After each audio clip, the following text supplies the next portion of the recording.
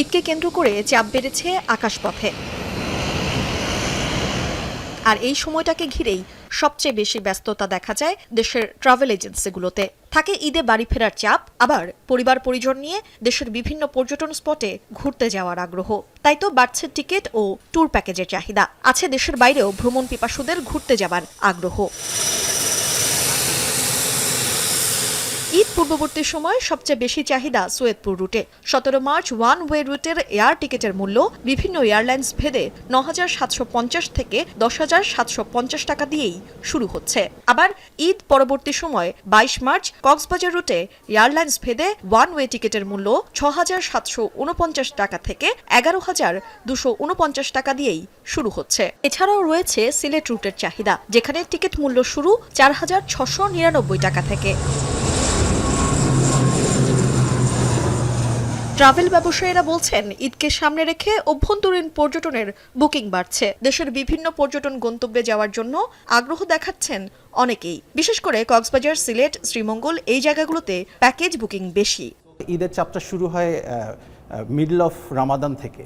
So we are expecting এখন যা আছে অবশ্যই বেশ ভালো চাহিদা আমাদের লাউঞ্জে, বনানীতে এবং অনলাইনে আমাদের যে পরিমাণ গ্রাহক চাহিদা দেখতে পাচ্ছি। সো অলরেডি ওই জিনিসটা বুস্ট আপ হয়েছে। অ্যাফোর্ডেবিলিটি কথা চিন্তা করে আমরা বা ফ্যামিলি ট্রাভেল টুগেদার চিন্তা করে মানুষ যাতে নির্দ্বিধায় প্ল্যান করতে পারে তার ভ্যাকেশনটা অ্যাহেড ইন অ্যাডভান্স, এটা করেছি।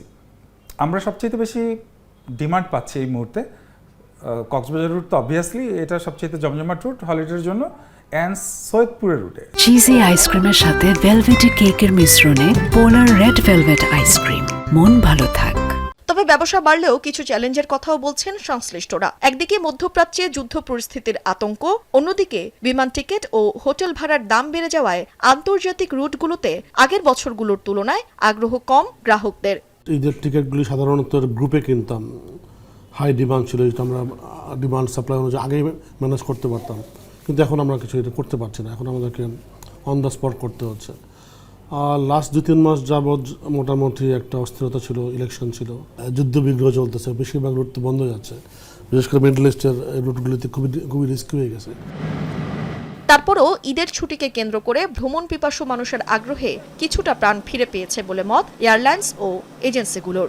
শেষ মুহূর্তে বুকিং বাড়লে এই খাতের ব্যবসা আরও জমে উঠবে বলে আশা করছেন খাত সংশ্লিষ্টরা।